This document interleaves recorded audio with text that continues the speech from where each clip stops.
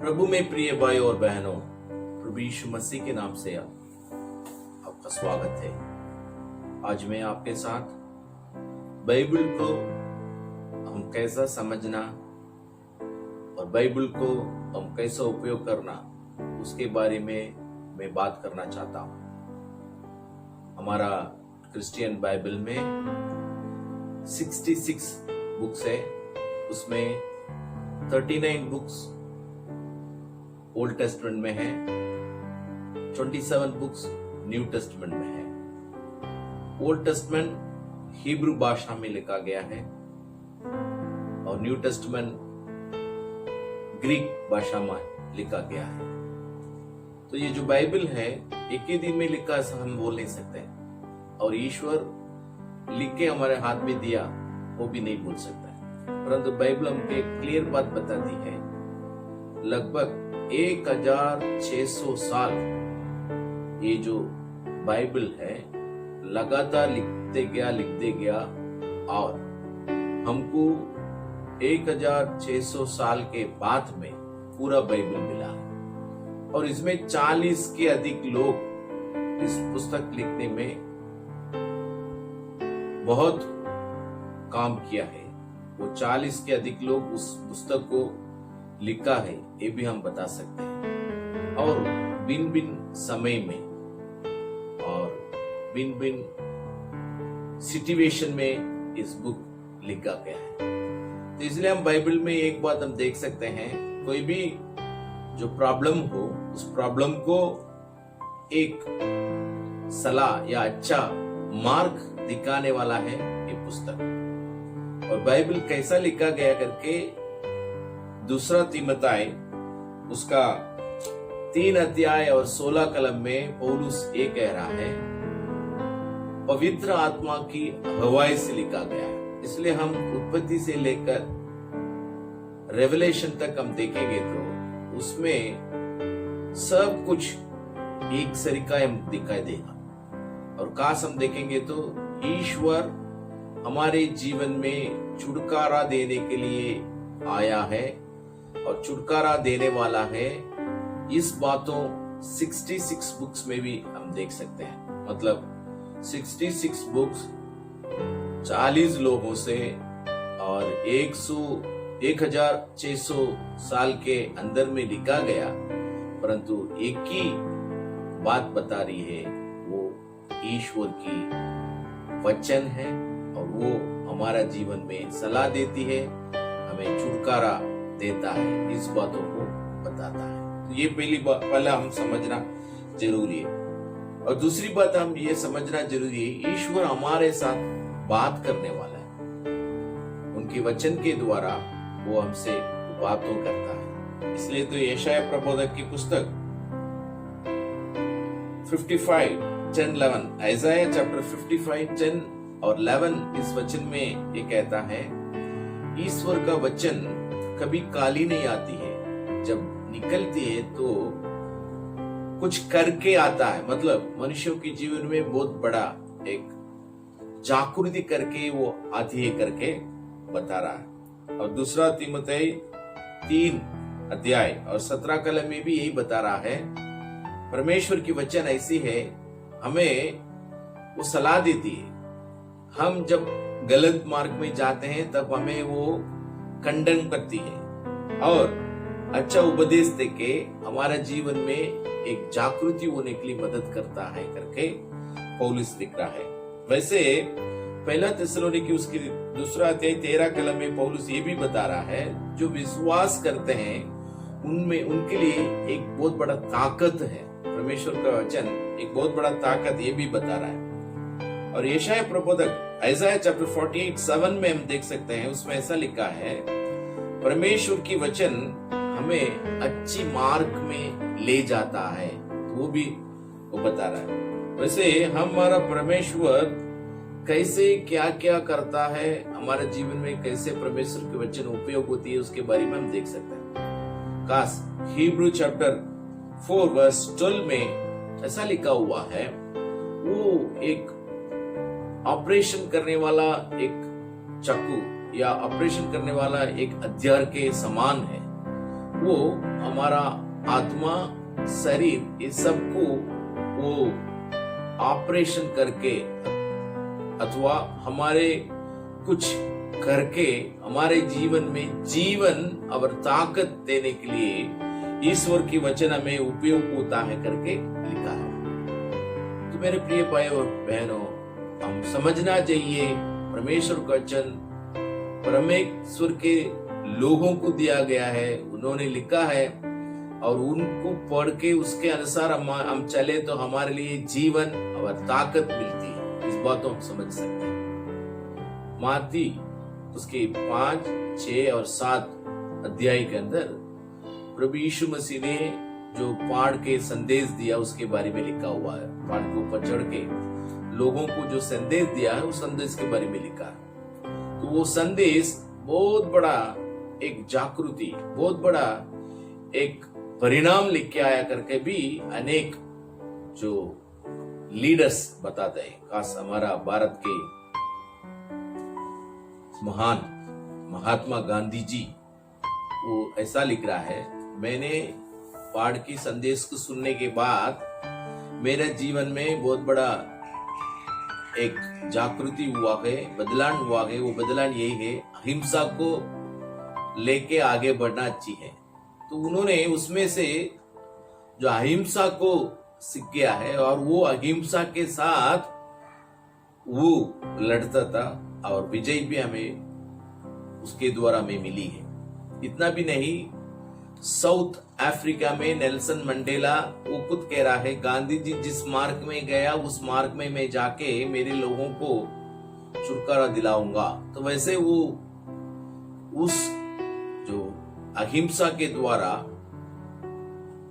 South Africa में बहुत बड़ा एक विजय देख के दिया, वो भी हम समझ सकते हैं। तो मतलब ये है, परमेश्वर की वचन इस दुनिया में एक चेंज या परिवर्तन को लाने के लिए भी मदद करता है। क्यों मदद करता है?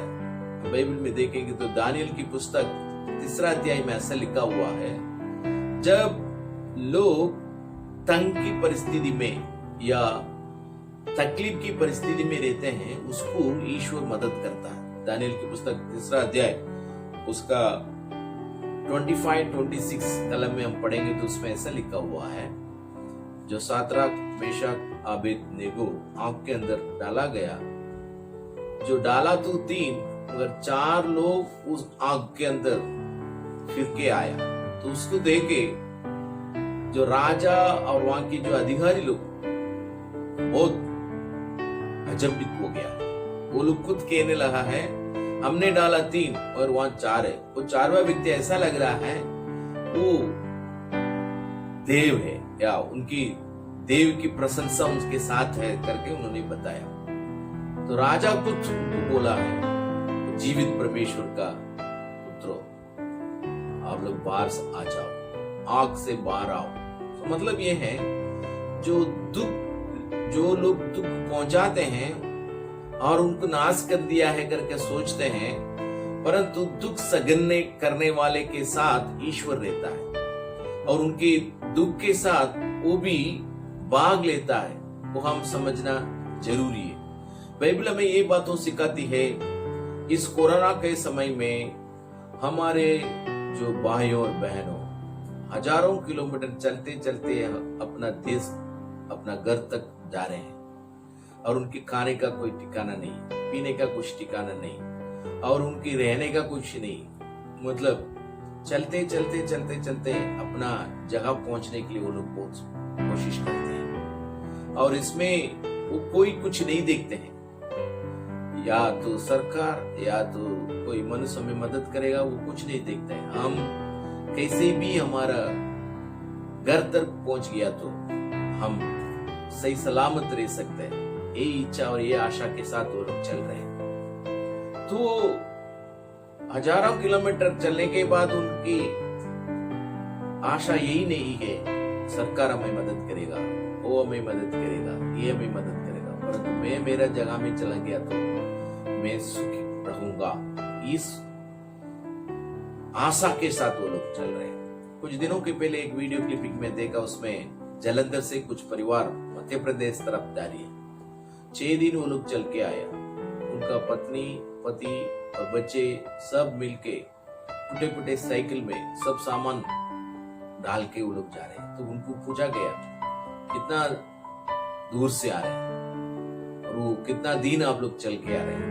तो बोला है जालंधर से आ रहे हैं, 6 दिन हम चला है, तो अभी और 1 दिन चलेंगे तो हम हमारा गांव पहुंच सकते हैं। तो एक आशा है हम पहुंच जाएंगे।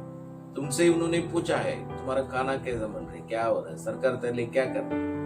वो कुछ बोला नहीं। हम हमारा मर्जी से जा रहे हैं, हमारा गांव जा रहे हैं, हम वो सब देखने के लिए तैयार नहीं।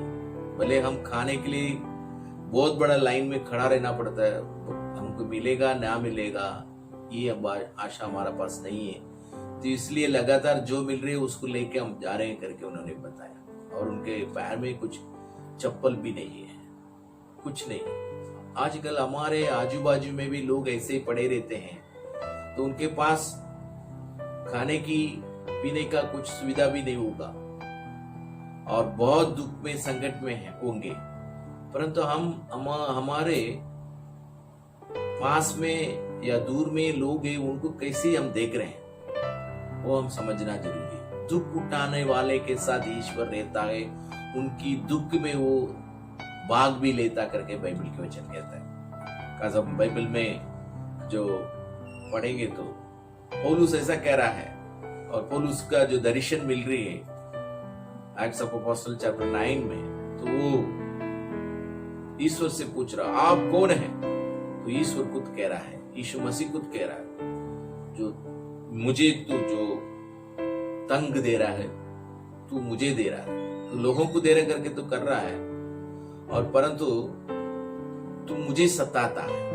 तो ईश्वर जो सताने वाले लोगों के साथ अपना मुंह दिखाना चाहते हैं, सताने वाले के साथ नहीं, परंतु जो दुख में या दुख पहुंचा जाता है, दुख में संकट में रहते हैं, उन लोगों के साथ ईश्वर रहता है। इसलिए पौलुस से ईश्वर ये कहता है जो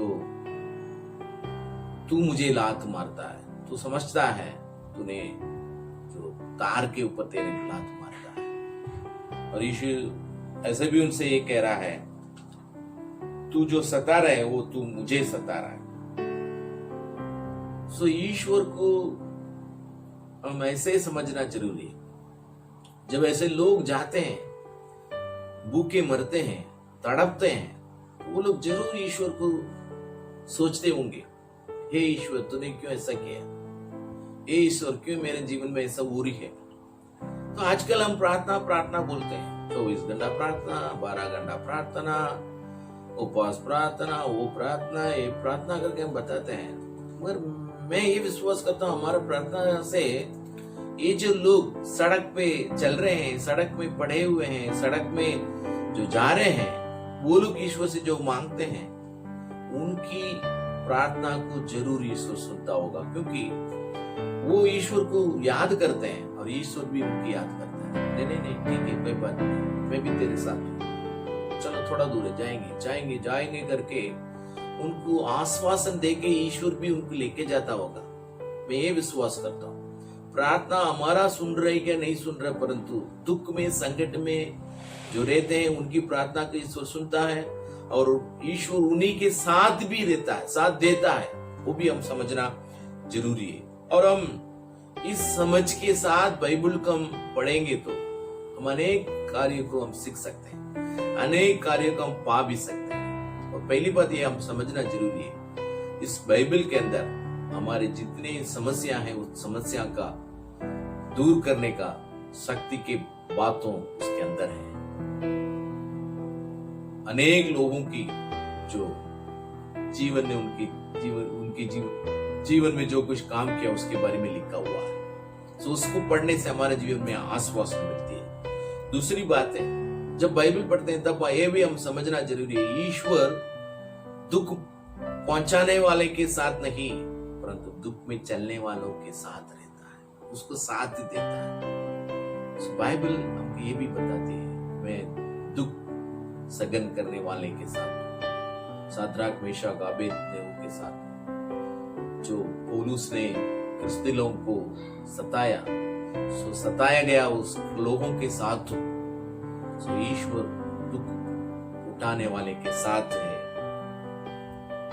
वो हम समझना जरूरी है। और तीसरी बात हमको ये समझना जरूरी है, जो परमेश्वर के वचन में आश्वासन देना यही बहुत बड़ी बात है। किसी का दुख पहुंचाना, किसी का जीवन में भय करना, ये बात नहीं। आजकल के समय में लोगों के जीवन में भय अधिक होगी, और कल की बात क्या होगा वो बातें उनके जीवन में हो सकती है, परंतु हम उनको आश्वासन देना जरूरी है। बाइबल के वचन ये कहता है, पहले कुरिन्थियों उसका 1 अध्याय 3 और 4 कलम में ऐसा लिखा है, हम ईश्वर के वचन के द्वारा आश्वासन हमें मिलती है, इसलिए हम दूसरे को भी आश्वासन देना जरूरी है। तो दूसरे लोगों को भय देने वाला बातों नहीं, परंतु उनको अच्छा सलाह देने वाला बातों करना करके। एफेसी उसकी 14 अध्याय 29 4 अध्याय 29 वचन में लिखा है, और यशाया उसके 35:3 में ऐसा लिखा हुआ है, जो लोग चल नहीं पा रहे हैं, कुछ कर नहीं पा रहे हैं, उनकी हम ताकत देना चाहिए। कमजोरी लोगों को ताकत देना जरूरी है। और भी कहता है यशाया 41 और 2 वचन में ऐसा लिखा है, आप लोग दूसरे का सच्चाई के बारे में बताकर, झूठे नहीं सच बातों बताकर उनको सलाह देना। और योहान 6:68 जॉन 6:68 में ऐसा लिखा है, पौलुस ये कह रहा है, ये पीटर ये कह रहा है, ईश्वर आपके बिना हम कहां जाएंगे। हाँ सही है, हम हमेशा ऐसा समझ सकते हैं, हजारों संदेश बोल सकते हैं, प्रार्थना कर सकते हैं, सब कुछ कर सकते हैं, बाइबल पढ़ सकते हैं, हम जो आश्वासन हमें मिली है उन ईश्वर को हम भूलना नहीं चाहिए। और माती में ऐसा लिखा है, जो दुख उठाने वालों मेरे पास आओ आओ, मैं तुमको विश्राम दूंगा। हाँ, विश्राम देने वाला प्रभु यीशु है। इस बातों हम भी मानना और दूसरे को भी बताना जरूरी है। इसलिए तो पीतर कहता है, हम कहां जाएंगे, क्योंकि अनंत काल के वचन, इटर्नल लाइफ की जो वचन है वो आप ही के पास है, तो हम किधर भी नहीं जाएंगे करके वो खुद बताया। और परमेश्वर हमसे ये भी बताया, मैं तेरे साथ हूं, मैं तुझे कभी नहीं छोड़ूंगा। रेवलेशन चैप्टर 21 वर्स 4 में ये कह रहा है, मैं तेरे आंसू को पोंछ डालूंगा, मैं तेरे आंसू को पोंछ डालूंगा। हाँ प्रिय भाई बहन, परमेश्वर के वचन हमें आश्वासन देते हैं, हमारा प्रॉब्लम को सॉल्व करती है, और दुख उठा रहे हमारे साथ ईश्वर, हमारा दुख में वो भी भाग ले रहा है। तो ये बातों को समझकर बाइबल को पढ़ के, बाइबल परमेश्वर के वचन में के द्वारा हम आश्वासन लेंगे, तो जरूर परमेश्वर हमारे जीवन में बहुत बड़ा काम करेगा। परमेश्वर हम सबका आशीर्वाद